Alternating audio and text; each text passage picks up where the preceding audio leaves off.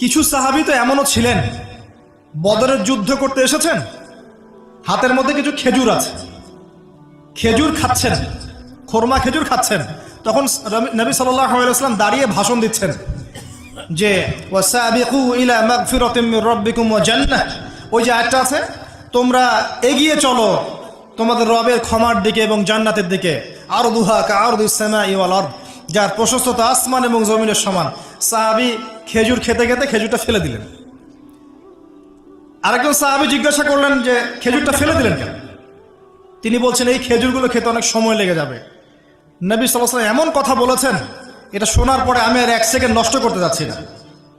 খেজুর ফেলে দিয়ে যুদ্ধে ঝাঁপিয়ে পড়লেন, দেন শহীদ হয়ে জান্নাতে চলে গেলেন। তারাও তো মৃত্যুর স্বাদ গ্রহণ করেছেন, তাই না? আরেকজন ইহুদি ব্যক্তি উহুদের যুদ্ধের দিন সকালবেলা মুসলিম হয়েছে।